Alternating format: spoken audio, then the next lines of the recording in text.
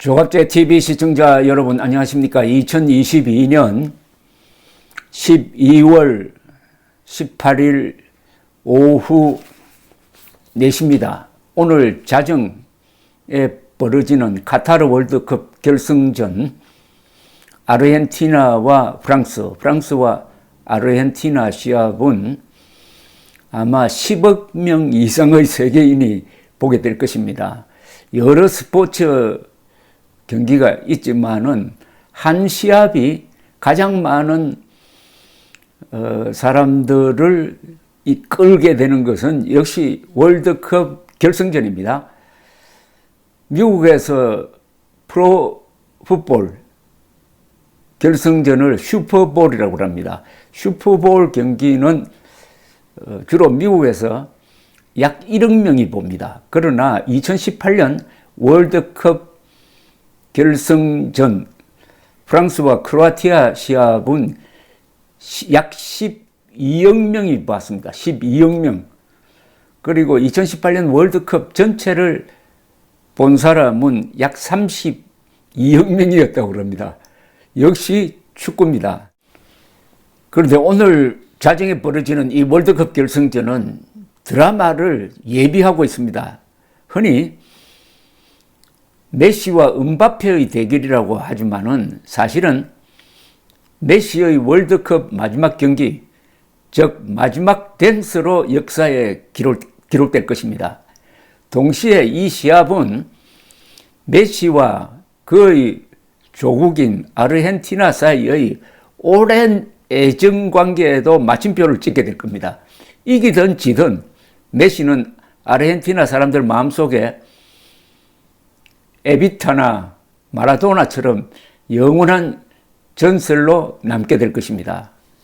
마라도나는 1986년 멕시코 월드컵에서 아르헨티나를 우승시켜가지고 영웅이 되었는데 그 다음에 메시는 로사리오에서 태어났습니다. 로사리오는 부에노스 아이레스에서 자동차로 4시간 떨어진 도시입니다. 큰 도시입니다. 메시는 축구 신동으로 어릴 때부터 유명해졌지만은 몸이 너무 작아가지고 13살에 스페인 바르셀로나로 옮겼습니다. 축구도 배우고 호르몬 치료를 받아가지고 키를 키우기 위함이었다고 합니다. 17세부터 메시는 유럽 축구장을 누비면서 역대 최고 선수의 길을 질주했으나 모국인 아르헨티나와는 불화의 연속이었습니다.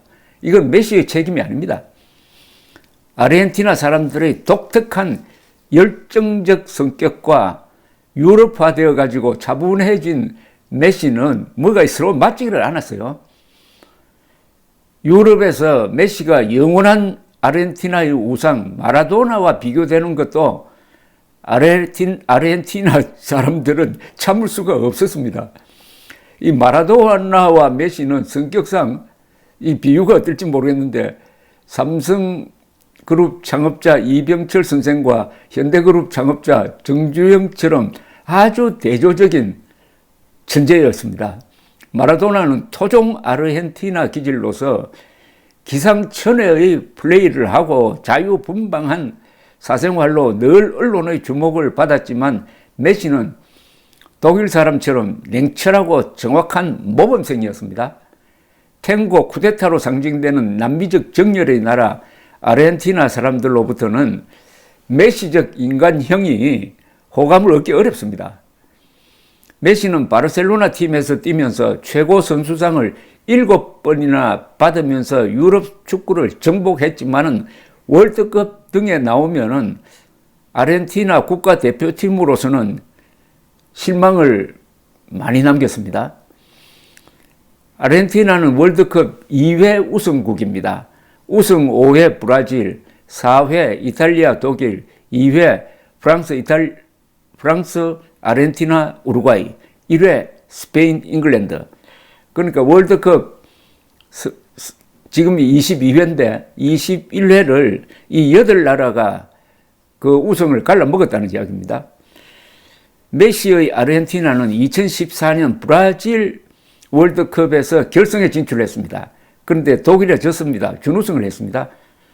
2015년, 2016년 라틴 아메리카의 월드컵이라고 볼 수 있는 코파 아메리카 대회 결승전에서 또 준우승을 했습니다. 월드컵 우승이 아니면 승에 차지 않는 아르헨티나 사람들은 불만을 메시에 쏟아 부었습니다. 메시는 거의 매년 고향을 방문하는데 공항에서도 외면을 당할 정도였습니다. 마음고생이 많은 메시도 정남이가 떨어졌는지 2016년 앞으로는 아르헨티나 국가대표팀에 참여하지 않겠다고 선언했다가 번복을 했습니다. 그런 메시에 대한 아르헨티나 사람들의 푸대접에 화가 난 메시 친구들은 아르헨티나를 버리라고 조언까지 했다고 합니다. 메시는 한시도 고향을 잊을 사람이 아니었습니다. 결혼을 할 때도 고향인 로사리오 태생 여자를 만나가지고 결혼을 했습니다. 그런데 조국이 받아주지를 않는 거예요. 이때의 메시 심정은 뮤지컬 에비타, 페론의 부인이었죠. 에비타의 주제곡 Don't Cry For Me 아르헨티나의 가사와 같지 않았을까 생각이 듭니다. 가사가 이렇죠. Don't Cry For Me 아르헨티나, 날 위해 울지 마세요 아르헨티나. The truth is I never left you. 난 여러분을 버린 적이 없어요. All through my wild days. 거친 나날들을 보내면서도 my mad existence. 미칠 것 같은 나의 삶 속에서도 I kept my promise. 난 약속을 지켰어요. Don't keep your distance. 그러니 날 멀리 하지 말아요. 이런 심정이 아니었을까 생각이 듭니다. 그런데 메시는 결국은 아르헨티나 사람들의 마음을 잡게 됩니다. 그 계기는 카타르 월드컵입니다. 이 카타르 월드컵 전에 아르헨티나가 잘 나갔습니다. 메시가 이끈 대표팀은 작년에 28년 만에 처음으로 코파 아메리카 대회에서 우승을 했습니다. A매치 36연승을 이어갔습니다. 그래서 카타르 월드컵에 임하면서 우승 후보로 꼽혔는데 35살인 메시도 이번이 마지막이라고 선언을 했습니다. 그러니까 아르헨티나 사람들도 메시를 이제 아쉬워하고 아까운 줄 알게 되었다는 거죠. 그런 아르헨티나 팀이 이번 카타르 예선 1차전에서 사우디아라비아에 2대1로 역전패를 당했습니다. 월드컵 역사상 최대의 이변을 낳았습니다.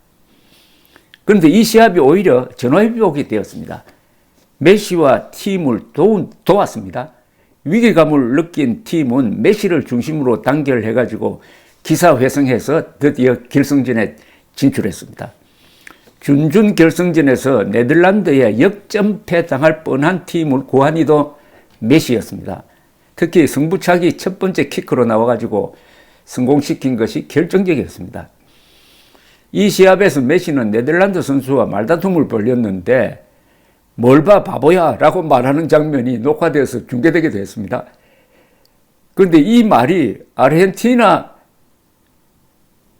사람들을 열광시켰다고 합니다. 이 말 한마디가 아르헨티나 국민들에겐 메시도 마라도나를 닮았구나. 저게 우리의 모습이야 라는 공감대를 확산시켰다는 겁니다. 그러니까 이 아르헨티나 사람들의 그 불같은 성격, 그걸 이해를 해야 이 메시와 이 나라의 애정관계도 좀 짐작이 갑니다. 그런데 이 네덜란드와의 시합이 끝나고 인터뷰를 하는 자리에 있었는데 아르헨티나 스포츠 기자가 메시를 감동시켰습니다. 이 기자가 이렇게 이야기를 했어요. 결과에 상관없이 아르헨티나 사람들 모두가 당신과 함께 울고 웃고 했다는 사실은 부정할 수 없습니다. 이 말에 아주 메시가 감격했다는 겁니다. 이 아르헨티나는 국토는 넓고 자원은 풍부한데 정치의 실패로 경제는 늘 어렵습니다. 2차 세계대전 전에는 세계 5대 부국으로 알려져 있었는데 그 뒤에 파퓰리스트들이 등장하고 쿠데타가 일어나고 해가지고 정치가 엉망이니까 경제도 엉망이고 해가지고 국가 부도를 여러 차례 겪었습니다. 그럼에도 요사이 카타르 월드컵 경기 중계 방송을 보면은 멀리서 날라온 이 아르헨티나 응원단이 제일 많습니다.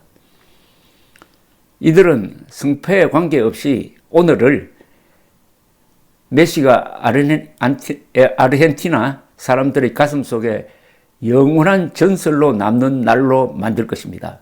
메시와 아르헨티나의 오랜 불화가 이제 끝나고 애정이 화해로 완성되는 날이겠죠. 아마도 오늘은 메시 덕분에 아르헨티나를 응원하는 세계 사람들이 많을 겁니다. 아니 그런데 그렇다고 프랑스가 져주겠습니까? 음바페의 돌파력, 지루 선수의 경험, 노련한 경험, 키가 자그만한 아마 메시보다 약간 크죠. 그리즈만 선수의 아주 슬기로운 플레이를 메시와 그의 동료들이 극복할 수 있을까요? 축구공은 둥 겁니다. 감사합니다.